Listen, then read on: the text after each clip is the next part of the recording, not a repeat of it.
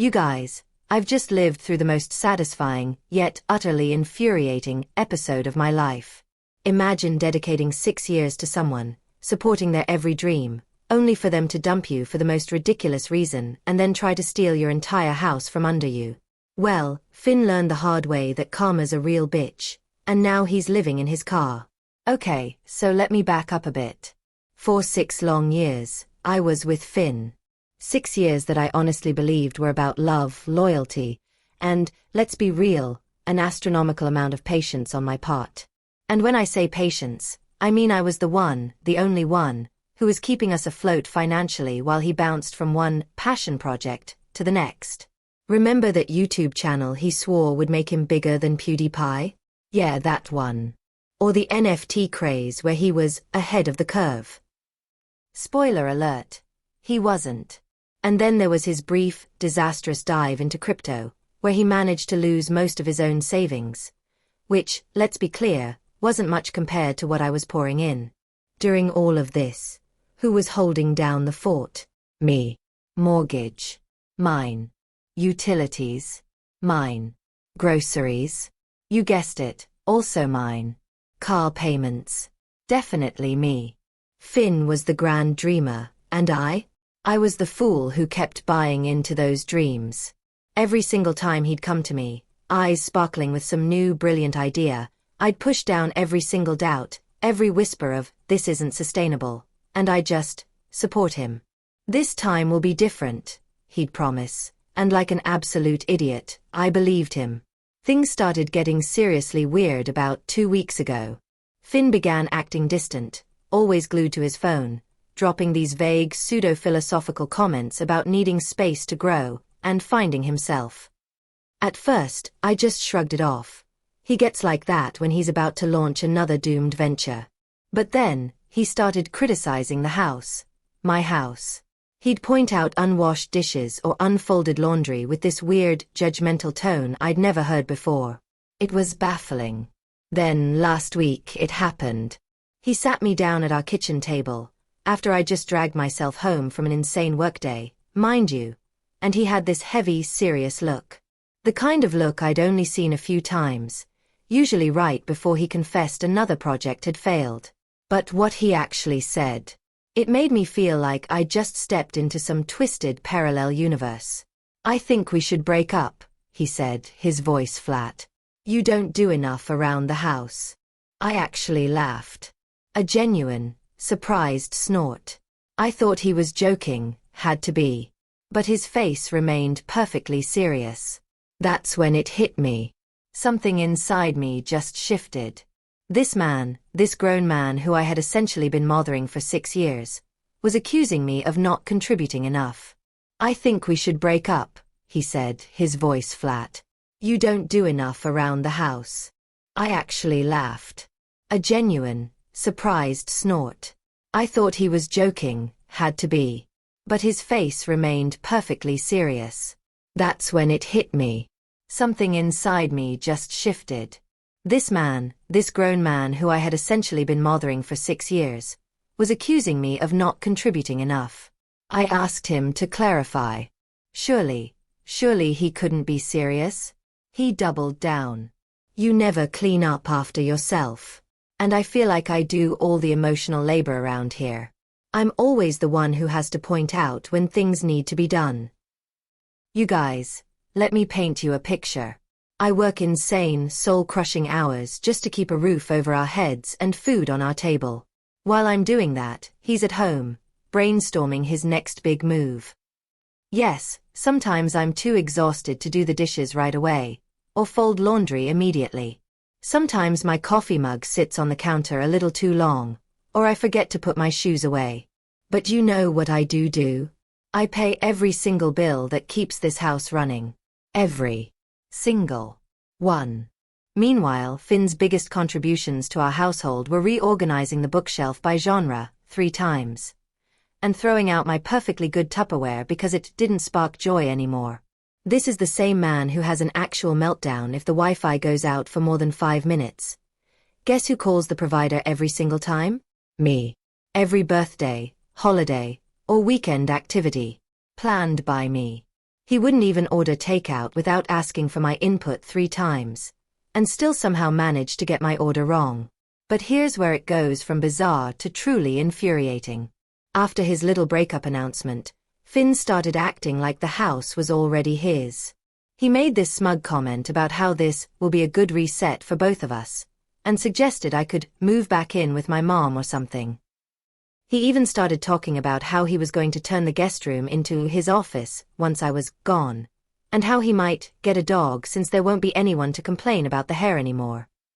That's when it absolutely hit me, like a ton of bricks.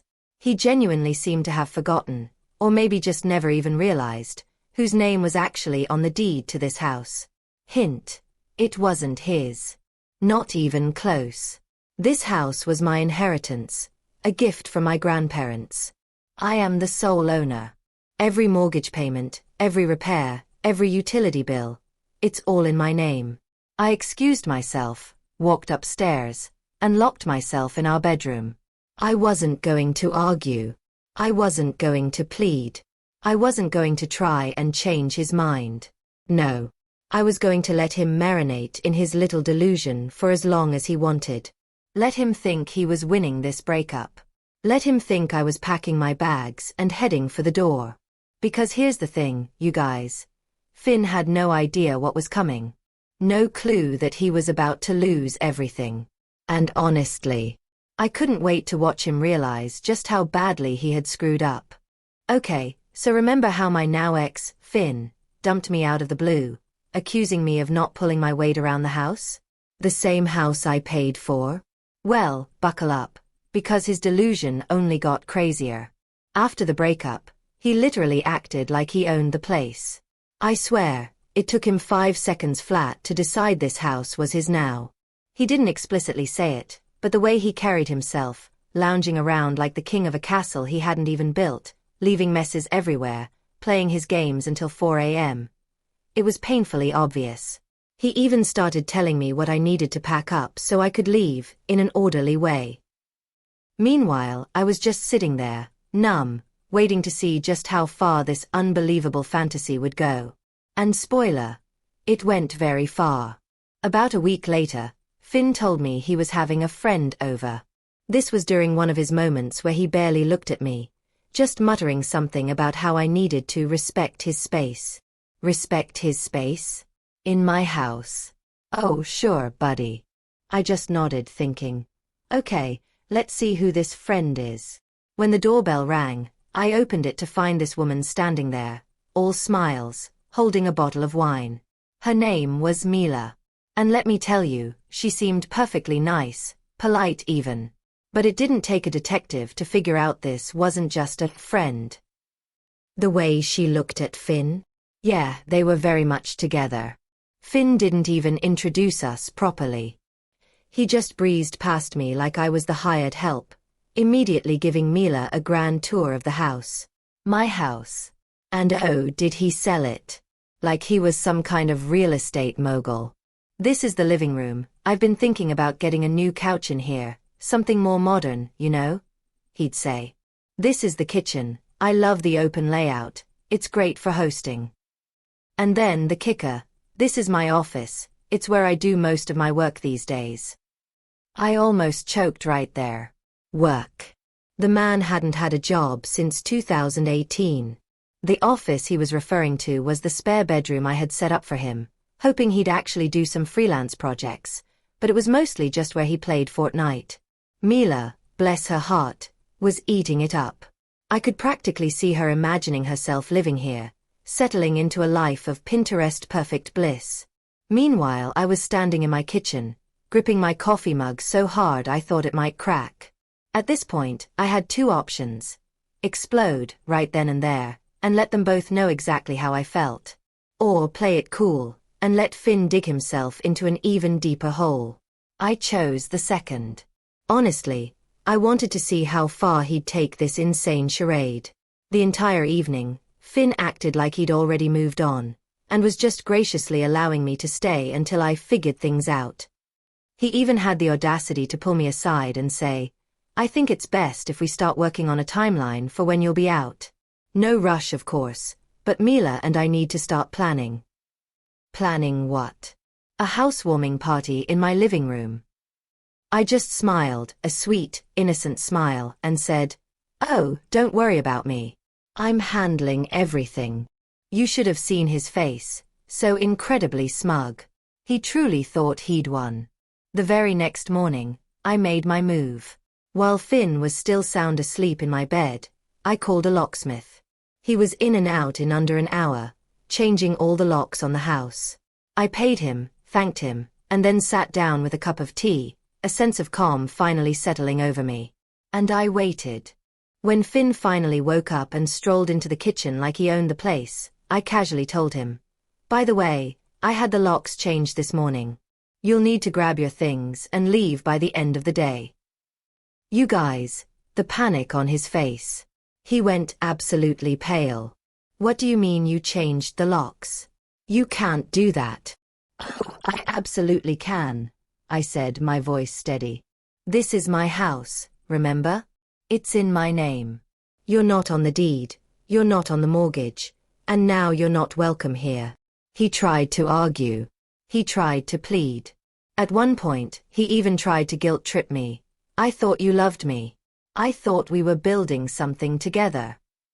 I just stared at him. Mila, who had probably come over expecting another cozy evening, walked in right in the middle of all this. Instead, she got to witness Finn frantically packing his things while I stood there, arms crossed, calmly reminding him not to forget his gaming chair. She looked so utterly confused, kept asking, "Wait, this isn't your house?" Finn didn't even try to answer her. By the end of the day, Finn was gone. Mila was gone. I poured myself a glass of wine, sat down on the couch Finn had wanted to replace, and just breathed. I thought about how incredibly close I'd come to losing everything, simply because I was too generous with my time, my money, and my patience. Never again. Oh, and in case anyone's wondering, Finn is now couchsurfing with friends. I heard from a mutual acquaintance that Mila dumped him pretty quickly too, once she realized he was unemployed, broke, and basically homeless. Karma's a beautiful thing, isn't it? Update 2. So, I thought that was the end of it. Honestly, I really did. But apparently, Finn wasn't done embarrassing himself yet. A few days after I kicked him out, I got a call from our mutual friend Caleb, who just wanted to check in. I could tell from his voice he was fishing for something, so I just asked him outright, "Did Finn send you?" Caleb hesitated, clearly uncomfortable, but eventually he spilled the beans. Turns out, Finn had been planning this entire breakup for months. He'd been telling everyone, friends, acquaintances, even his own family, that he was about to take over the house and start a new chapter.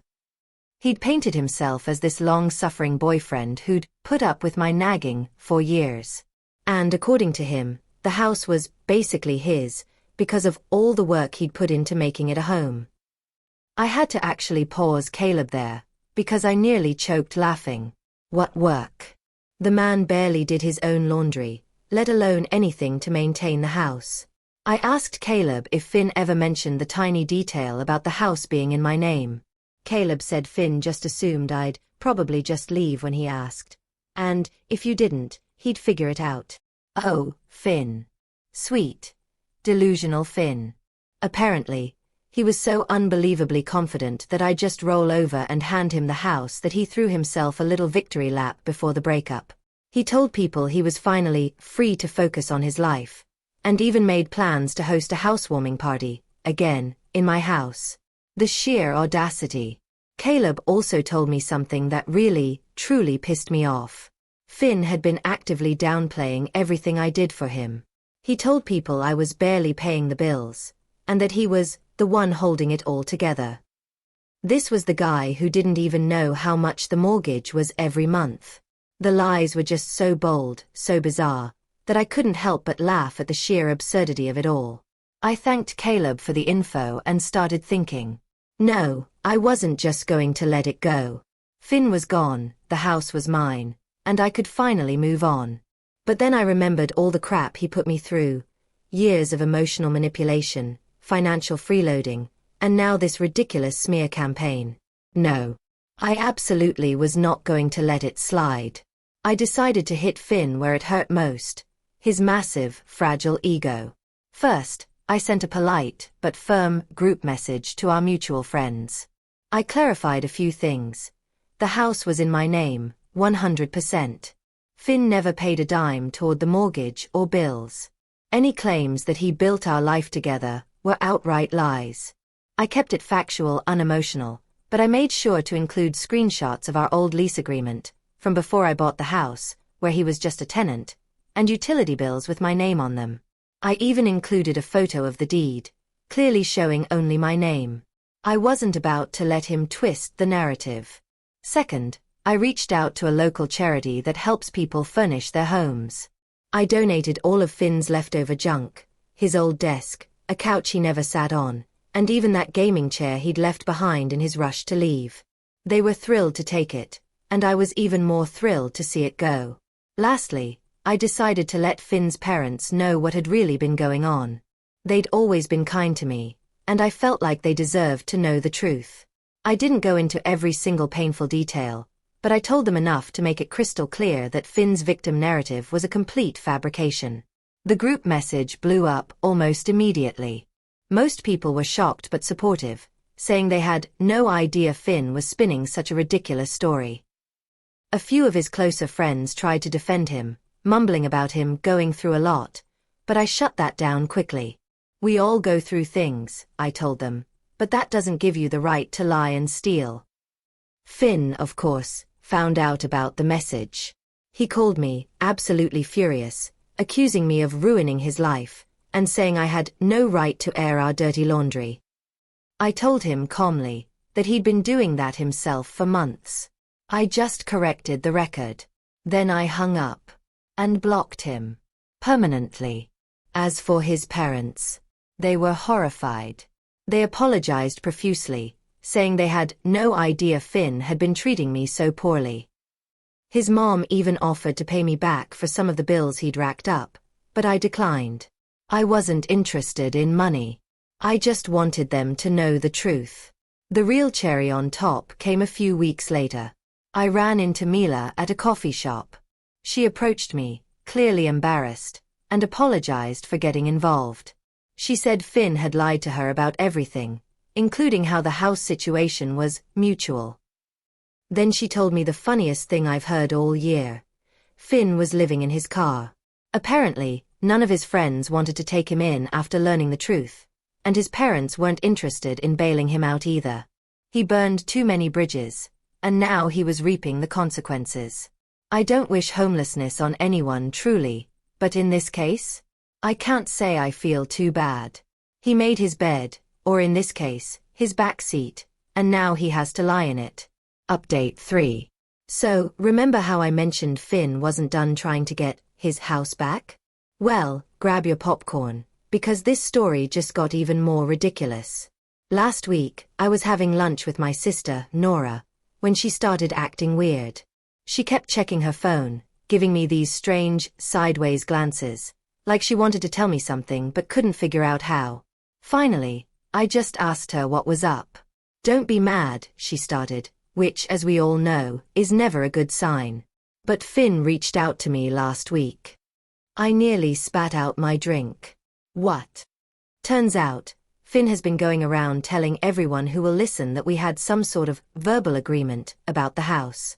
According to him, we were practically married, which, newsflash, we absolutely were not, and he contributed significantly to the household, which, spoiler, he hadn't. But here's the real kicker, he asked Nora for money. Not just a little money, either. He wanted enough to get back on his feet and fight for what's rightfully his. And she gave it to him. Before you grab your pitchforks, let me explain. Nora and I have always been incredibly close, and she's usually the smartest person I know. But Finn, apparently, fed her this sob story about how he'd invested everything in our relationship and was now homeless because of me. He even showed her screenshots of some bills he'd supposedly paid years ago, conveniently leaving out the fact that he'd paid them with my money. I felt bad for him, Nora admitted, looking incredibly guilty. He was living in his car, and he seemed so sure about everything. He said he just needed enough to get started again. I sat there, trying to process this betrayal. "How much did you give him?" I asked, my voice dangerously quiet. $2,000, she mumbled into her coffee cup. $2,000. I was about to completely lose it, but then Nora pulled out her phone and showed me their text conversation. As I read through it, a slow, dawning realization hit me. My sister might be even smarter than I thought. See, Nora hadn't just given him the money. Oh no. She'd made him sign a proper IOU, complete with repayment terms and interest. She'd even gotten him to put his car up as collateral. When I asked her why she went to all that trouble for a relatively small loan, she just gave me this sly smile. "Because I knew he was full of it," she said. "I wanted proof of exactly how desperate he was getting. Plus, I figured having a document showing he had to borrow money might come in handy later." I could have hugged her right then. But the story gets better. Remember Caleb, our mutual friend who spilled the beans about Finn's pre-breakup plotting? Well, he sent me screenshots of Finn's social media posts, where he's been painting himself as this ultimate victim of a calculated gold digger who trapped him in a relationship just to steal his future earnings. Yes, you read that right. He thinks I spent 6 years supporting his unemployed self because I was after his future money. The money he was definitely going to make from all those failed projects I funded. The posts are full of vague accusations about how I manipulated him and took advantage of his trusting nature. According to Finn's new, completely fabricated version of events, he was the one who supported me emotionally while I was unstable and unable to maintain healthy relationships. This, from the man who once had a 3-hour meltdown because I bought the wrong brand of energy drink. But here's where it gets truly interesting. My friend Zoe has been keeping track of everyone Finn's reached out to, and apparently, he's been telling completely different stories to different people. To some, he's the victim of a manipulative ex. To others, he's a generous partner who gave up everything for me. And to a select few, he's even claiming we had some sort of business partnership that I betrayed. The stories just keep getting more elaborate, too. Last week, he told someone I had promised to put his name on the deed as a birthday gift, but then changed my mind out of spite. Pretty creative for someone who once forgot my birthday entirely because he was too busy trying to become a Twitch streamer. Yesterday, I got a series of increasingly unhinged messages from him about how he's going to expose me to everyone we know.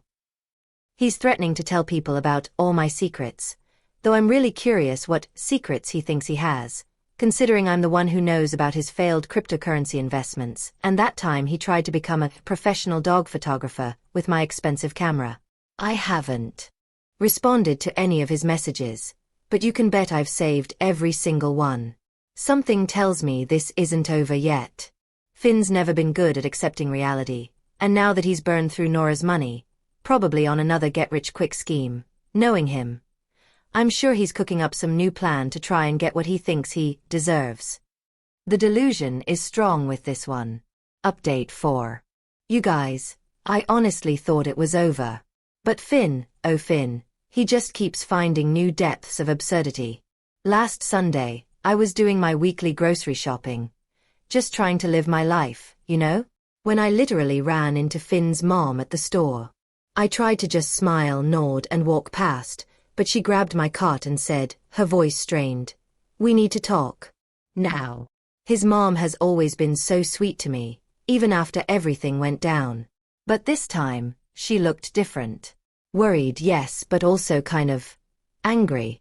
She asked if we could get coffee, and something in her voice made me agree without hesitation. Once we sat down, she took a deep, shaky breath and said, "I need to tell you what Finn's been up to. Because this has gone too far." Turns out, Finn showed up at his parents' house last week with this elaborate, utterly fabricated story about how he was getting the house back. According to him, he had evidence that I had somehow tricked him into putting all the bills in my name. He even claimed he had proof that he'd given me cash for the down payment. A down payment, by the way, that never happened, as the house was inherited. His mom stopped him right there and reminded him that she and his dad had been there when I bought the house, even before Finn ever moved in. But Finn just talked right over her, going on about how he was building a case and needed to borrow some money to set things right. When his parents, understandably, refused to give him more money, he completely lost it. He started throwing around accusations about how they never supported his dreams and were choosing my side over their own son. His mom looked so incredibly tired as she told me this. "He's not the boy I raised," she said, her voice barely a whisper. "I don't know what happened to him. But here's where it gets really interesting, and frankly, truly disturbing." She started telling me about all these things Finn had done that I never even knew about. Like how he'd been telling his younger sister that he bought me out of the house months ago, and that's why he needed to borrow her savings to renovate his property. His sister, being 19 and trusting her big brother, actually gave him her life savings. Or how he'd been going around to all their relatives, telling wildly different versions of the story to whoever would listen. To some, he claimed we were secretly married. To others, he said I had promised him the house in exchange for sweat equity. His words, not mine. He even told his own grandmother that I was holding his gaming equipment hostage. The same equipment I donated to charity months ago. Then, his mom pulled out her phone and showed me screenshots of a GoFundMe page he'd made. The title? "Help Local Man Reclaim His Home from Manipulative Ex." I almost choked on my coffee. The page was full of completely made-up stories about how he'd invested his life savings into the house. What savings? And how I had manipulated the paperwork to cut him out. He even posted pictures of my house, claiming he'd done all these renovations himself. The only renovation Finn ever did was rearranging the furniture when he was procrastinating on job applications. But the craziest part? People were actually donating. Not a lot, but enough that Finn thought his plan was working. He'd raised about $800 before his mom, horrified, reported the page and got it taken down. "I had to do something," she said, her eyes blazing. "He needs to face reality."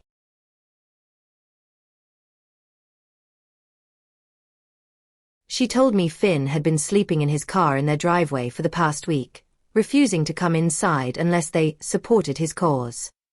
Every morning he'd leave, claiming he had meetings about getting the house back. Every evening, he'd return with some new, wild story about his progress. His mom had finally had enough when she overheard him on the phone, trying to convince Mila, remember her? To be a character witness, about how the house was really his. Mila, to her credit, had apparently just laughed and hung up on him. "I'm not telling you this to get sympathy for him," his mom said, her voice firm. "I'm telling you because I want you to be prepared. He's not going to stop until he has no choice." She then did something that completely surprised me. She handed me a small photo album. Inside were pictures of Finn from the past few years, family events, holidays, casual moments. In every single one, he was on his phone or laptop, supposedly working on his next big thing, while everyone else was actually living their lives. "I should have seen it sooner," she said, her voice heavy with regret. "How he used people, how he always had an angle. I enabled him for too long, and I'm so sorry you got caught up in it." I tried to give the album back, but she shook her head. "Keep it. Maybe someday he'll want to see the person he used to be. But for now, I need to do what I should have done years ago." She told me she and Finn's dad had made a difficult decision. They were changing their locks, cutting off his access to their Wi-Fi. No more sleeping in their driveway.